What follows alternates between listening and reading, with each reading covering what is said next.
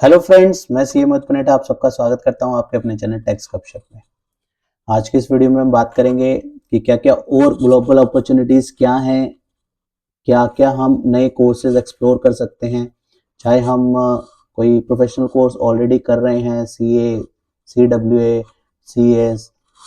या ग्रेजुएशन कर रहे हैं, तो हमारे पास अपॉर्चुनिटीज क्या क्या हैं। कैसे आज के टाइम में ना बहुत प्रॉब्लम ये भी आती है कि हमारे पास हम करना तो काफ़ी चीज़ें सोचते हैं, प्लान करते हैं, लेकिन हमारे लिए क्या सही है, वो कैसे होगा, वो सब चीज़ें कहीं पे कई बार जो है गैप आता है।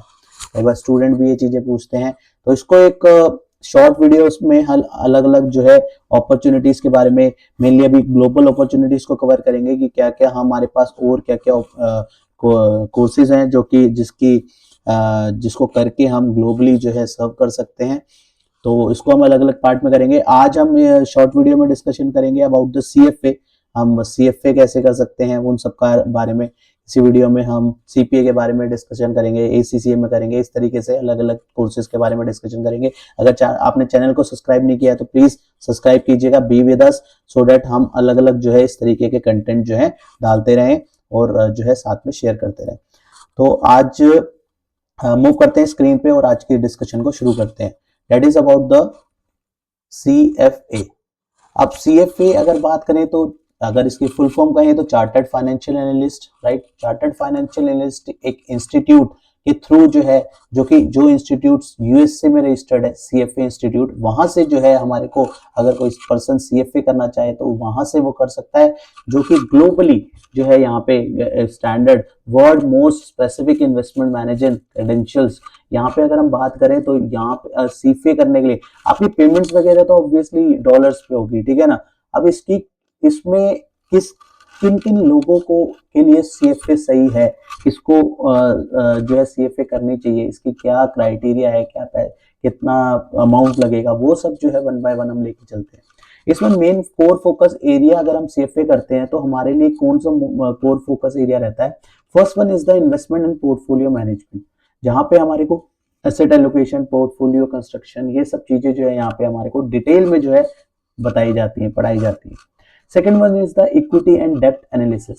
यहाँ पे कंपनी वैल्यूएशन से related, fix income, securities, credit analysis, ये सारी चीजें जो है यहाँ पे डिटेल में अगर हम CFA करते हैं तो यहाँ पे बताया जाता है। और research and derivatives, financial modelling, derivatives pricing, risk management, basically अगर आप देखें। और चौथा अगर हम बात करें wealth management, client advisory, financial planning, wealth. तो यहाँ पे ये सारी चीजें कहीं ना कहीं हमारे को क्लिक करती है कि अगर कहीं ना कहीं किसी पर्सन का इंटरेस्ट है in regard to the stock market से कनेक्ट कर पाता है, उसको अच्छा लगता है उसके बारे में जानना, वो इन डेप्थ उसमें जाना चाहता है, समझना चाहता है मार्केट काम कैसे करती है, उसको एनालाइज करना, तो यहाँ पे कहीं ना कहीं उनके लिए CFA एक अच्छा ऑप्शन है कि जिनका इंटरेस्ट उस तरीके का, उस डोमेन में इंटरेस्ट है, उनके लिए CFA करना सही होता है। ऐसा नहीं है कि हमने विदाउट एनी थॉट जो है हम कोई कोर्स करने लग जाए और बाद में हम रियलाइज करें कि यार मैं सही किया या गलत किया। तो अपने टेस्ट को, अपने नेचर को, हमारा इंटरेस्ट क्या कहता है, अगर हमारा उस सेगमेंट में अगर इंटरेस्ट है ना, तो कहीं ना कहीं वो चीजें हम जाके करें तो वो करना इजी हो जाता है। तो इसलिए हमारे को समझना है कि हमारा अगर इंटरेस्ट इस तरीके के टास्क को, जो हमने फिगर्स देखी, जो हमने बातें करी, जो हमने टर्म्स जो है बात करी, चाहे हमने इन्वेस्टमेंट पोर्टफोलियो मैनेजमेंट के बारे में बात करी, चाहे हम इक्विटी एंड डेप्ट के बारे में बात करी,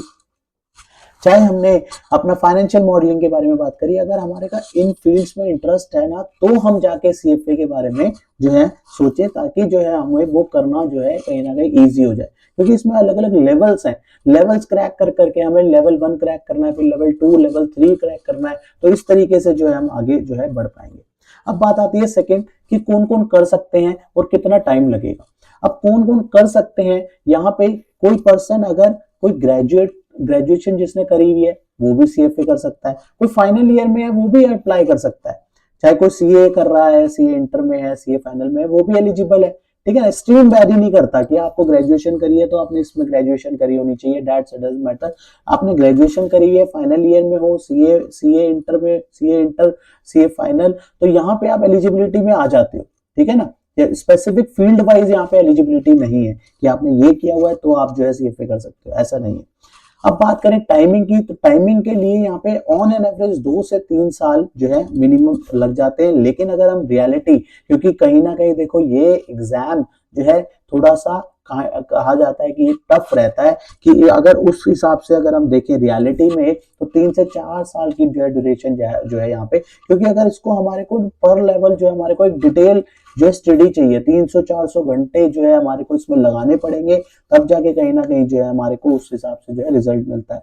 इसमें अलग अलग लेवल्स हैं, बेसिकली हम कहें स्टेजेस है, 3 लेवल्स हैं, लेवल 1, लेवल 2 और लेवल 3। अब लेवल 1 में क्या है, लेवल 1 में जैसे बिगिनर लेवल है, यहाँ पे एथिक्स के बारे में, क्वांटिटेटिव मेथड्स क्या है, इकोनॉमिक्स, फाइनेंशियल रिपोर्टिंग, एनालिसिस, इस तरीके की जो है कंटेंट जो है यहाँ पे लेवल 1 में कवर करे गए। अब यहाँ पे देखो बेसिकली क्या है, यहाँ पे सब्जेक्ट वाइज अगर हम बात करें तो टोटल 10 सब्जेक्ट है। अब 10 सब्जेक्ट ऐसा नहीं है कि वो लेवल 1 में है, यहाँ पे ओवरऑल 10 सब्जेक्ट है, लेकिन उसको बाइफरगेट किया हुआ on the basis of level, कि कितना इन डेप्थ लेवल 1 में कवर करना है वो सब्जेक्ट, कितना इन डेप्थ वो लेवल 2 में लेके जाना है और कितना वो लेवल 3 में लेके जाना है। तो अगर हम लेवल 1 में इस तरीके का जो है कंटेंट वहां पे कवर करा जाएगा, लेकिन सब्जेक्ट जो है इस तरीके से 10 सब्जेक्ट जो है उसके लेवल जो है यहाँ पे रहेंगे। लेवल 2 की बात करें तो asset valuation, portfolio management, case studies वगैरह जो है वहां पे मेनली लेवल 2 में जो है यहाँ पे कवर करी जाती है। और लेवल 3 में जाए तो पोर्टफोलियो मैनेजमेंट, वेल्थ प्लानिंग, एक एडवांस लेवल जो है कहते हैं, वो वहां पे एडवांस लेवल की यहाँ पे जो है कंटेंट रहता है।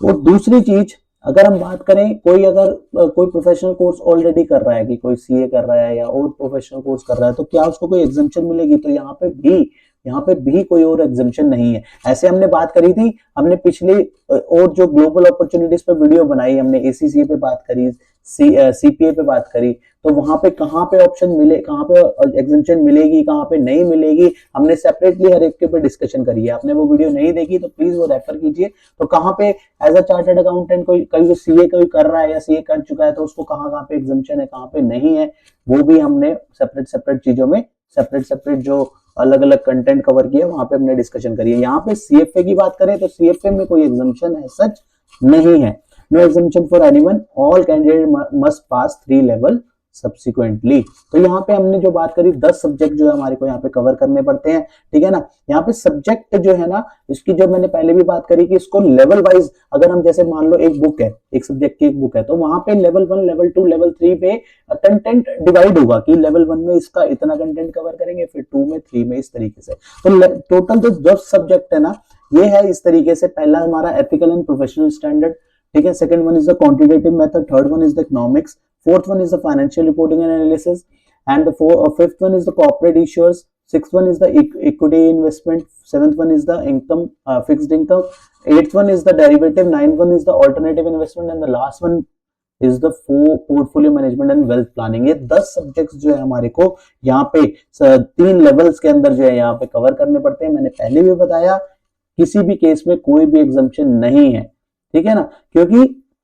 इनका अपना एक सिस्टम है, क्योंकि ये नहीं चाहते कि किस लेवल पे अगर किसी और कोर्स पे जो पड़ा हुआ है कंटेंट, उसके हिसाब से अगर यहाँ पे एग्जाम्पशन दे दी तो हो सकता है कि वहां पे जब जहां वहां पे पैटर्न अलग हो, इस इंस्टीट्यूट का जो पैटर्न है वो डिफरेंट रहेगा। तो इस वजह से जो है ये देखना पड़ता है कि एग्जाम्पशन देनी है या नहीं देनी, इसलिए यहाँ पे इन सीएफ पे यहाँ पे कोई भी एग्जाम्पशन नहीं है। अब बात आती है कॉस्ट की, कि हमारी इन्वेस्टमेंट कितनी रहेगी। इन्वेस्टमेंट की बात करें तो एक तो इसमें वन टाइम रजिस्ट्रेशन फी जो कि अराउंड $350 के हिसाब से पर लेवल जो है लगती है, प्लस एग्जाम फी, तो एग्जाम फी भी लेवल वाइज लगेगी, और रजिस्ट्रेशन फी तो एक बार पर लेवल पे हर लेवल पे जो है रजिस्ट्रेशन फी तो लगती है। तो 350 पर लेवल के हिसाब से हो गई, प्लस एग्जाम फी जो हमारी हम लेवल वाइज एग्जाम देंगे वो, ठीक है ना। मतलब अपना 2.5 से 3.5 के आसपास ऑन एन एवरेज INR पे अगर हम बात करें तो हमारी जो है कॉस्टिंग निकल जाती है, जिसमें हमारी कोचिंग वगैरह, study material, practice exam, travel वगैरह वो सब जो है एडिशनल है, वो सब अलग है।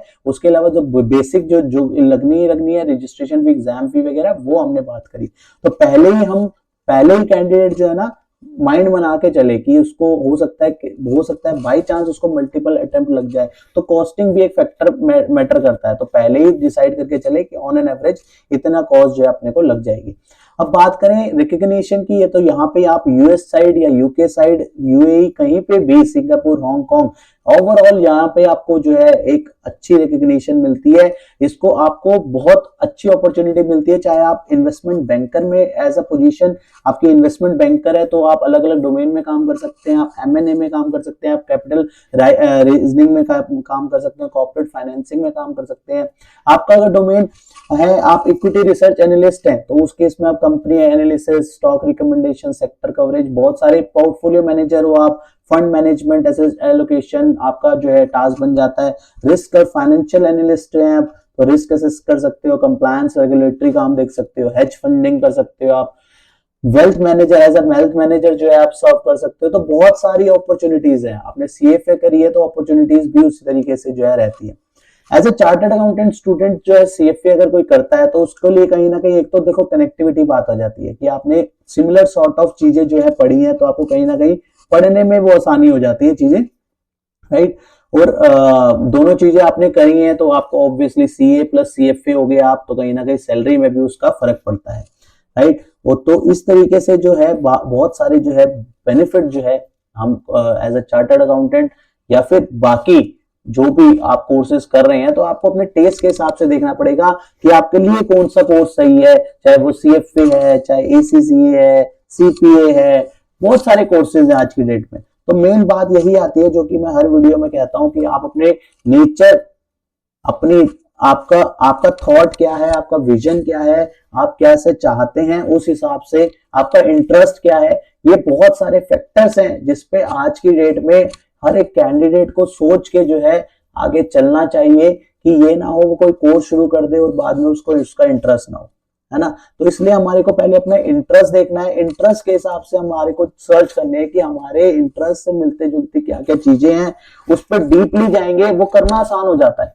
वो जब हमारा इंटरेस्ट, जैसे हमने अगर स्टॉक मार्केट रिलेटेड है तो हम सीएफए के बारे में सोच सकते हैं, उसको स्टडी करें, मैच करता है गो विद दैट, नहीं करता कोई दिक्कत नहीं है, दूसरी चीज देख सकते हैं, है ना। बहुत सारे एन नंबर ऑफ कोर्स है आज के डेट में, तो एआई का जमाना है, इतने सारे और भी चीजें आ रखी हैं, डोमेन बहुत सारे हैं, डोमेन की इशू नहीं है, बात है करने की, है ना। तो इसलिए जो है इस तरीके से हमारे को सोच के अपने कोर्सेज जो है सिलेक्ट करने हैं और ताकि उसको करना कहीं ना कहीं हमारे लिए इजी हो जाए, राइट। तो अब इसी की तरीके से आज हमने सीएफए की बात करी, नेक्स्ट वीडियो में नेक्स्ट उसके टॉपिक पे लेंगे, राइट। तो प्लीज बी कनेक्टेड, आगे चैनल को सब्सक्राइब कीजिए और कमेंट बॉक्स पे लिखिए आपको क्या लगा, सीएफए में क्या वैल्यू एडिशन लगा और क्या क्या जो है यहाँ पे